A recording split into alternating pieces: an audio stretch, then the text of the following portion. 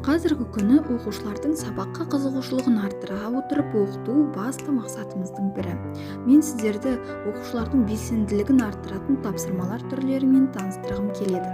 Олардың бірі зейінді дамыту жаттығулары. Бұл жаттығуларды үнемі орындау арқылы оқушылардың танымдық қабілеттері, есте сақтау қабілеттері, орындау жылдамдықтары дамиды және сабаққа деген зейіндері артады. Келесі бағдарлама класс-туз бағдарламасы. Бұл бағдарлама арқылы оқушыларды жылдам топтарға бөлу өте тиімді. Сіздер бірінші оқушылардың есімдерін толық жазып шығасыздар және де неше топқа бөлу керектігін белгілейсіздер. Содан кейін бұл бағдарлама оқушыларды рандомды түрде топтарға бөледі.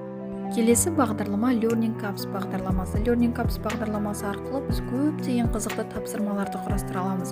Оның ішінде тапсырмалар түрлері өте көп. Пазлдар, сәйкестендіру, ат-жарыс, кроссвордтар және тағы да басқа. Бұл бағдарламаның ең тиімді жері, сіз оқушылардың деңгейіне сай тапсырмаларды өзіңіз құрастырасыз. Және де бұл бағдарламаның ішінде арнайы дайын шаблондар бар. Сол шаблондарды пайдаланып тапсырмаларды құрастыру өте тиімді. Бұл тапсырмаларды орындау оқушылардың қызығушылығын арттырады, сабаққа деген ынтасын арттырады. Назарларыңызға рахмет.